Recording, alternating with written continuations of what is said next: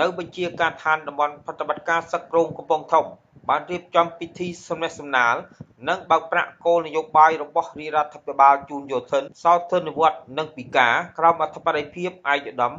តមស្រីឯកសំច័ន្ទធួនអគ្គនាយករងនៃអគ្គនាយកដ្ឋានយុទ្ធសេវានិងជាប្រធានអនុគណៈកម្មាធិការបើកប្រាក់គោលនយោបាយរបស់រាជរដ្ឋាភិបាលនៃក្រសួងការពារជាតិដោយបានអនុវត្តស្តីពីការដាក់ឲ្យយោធិនគ្រប់ប្រភេទចូលសោធននិវត្តន៍តាមការកំណត់និងការវិតម្លៃចំពោះយោធិនត្រូវដាក់ចូលយោធិនពិការរបស់រាជរដ្ឋាភិបាលតាមក្រសួងការពារជាតិពិធីនេះត្រូវបានធ្វើឡើងនៅថ្ងៃទី18ខែតុលាឆ្នាំ2020ឯកឧត្តមស្នេហ៍តូសោមសុនមេបញ្ជាការតំបន់ប្រតិបត្តិការសឹកគ្រោងកំពង់ធំបានសំណេះសំណាលផ្ដាំផ្ញើជាមួយបងប្អូនយោធិនពិការនិងចូលសោធននិវត្តន៍ទាំង25រូបដែលចាកចេញពីជួរកងទ័ពនៃកងយុទ្ធពលខេមរៈភូមិន្ទខ្លាយខ្លួនជាអតីតយុទ្ធជនជាជនស៊ីវិលត្រូវទៅរួមរស់ជាមួយក្រុមគ្រួសារនៅមូលដ្ឋានវិញត្រូវចូលរួមការងារសង្គមគោរពនៅការណែនាំផ្ដាំផ្ញើរបស់អាជ្ញាធរដែនដីអនុវត្តតាមគោលនយោបាយភូមិឃុំមានសុវត្ថិភាព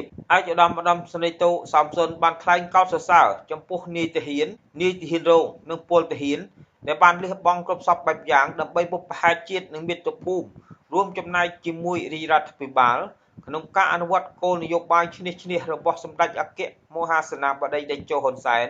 ដែលធ្វើឲ្យប្រទេសជាតិយើងមានសុខសន្តិភាពដោយសពថ្ងៃនេះនិងបានថ្លែងអំណរគុណយ៉ាងក្តុកក្តួលរំជួលចិត្តដោយយោធិនទាំងអស់ធ្លាប់រួមការងាររួមសមរភូមិប្រយុទ្ធជាមួយគ្នាអស់រយៈពេលជាង40ឆ្នាំកន្លងមកហើយតែទឹកចិត្តរបស់យើងនៅតែមានគោលដៅតែមួយរួមគ្នាគឺការពារជាតិសាសនាព្រះមហាក្សត្រនិងការពាររាជរដ្ឋាភិបាលស្របច្បាប់ឯកឧត្តមស្រីឯកសំច័ន្ទធួនអគ្គនាយករងនៃអគ្គនាយកដ្ឋានបានបញ្ជាក់ថានេះគឺជាការបើកប្រាក់លើកដំបូង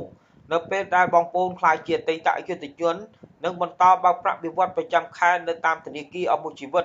នឹងត្រូវគ្រប់គ្រងដោយមន្ទីរសង្គមគិច្ចនិងអតីតយុទ្ធជននិងយុវវ័យសម្បទាបងប្អូនទាំង25រូបដែលបានវិលត្រឡប់ទៅកាន់មូលដ្ឋានតាមជាប់កំណត់សម្រាប់ឲ្យយោធិនគ្រប់រូបដែលត្រូវតែអនុវត្តនិងសូមគោរពថ្លែងអំណរគុណចំពោះសម្ដេចអគ្គមហាសេនាបតីតេជោហ៊ុនសែននៃព្រះរាជាណាចក្រកម្ពុជានិងសម្ដេចវិជ័យសេនាធិបាញ់ឧបនាយករដ្ឋមន្ត្រីក្រសួងការពារជាតិផងដែរ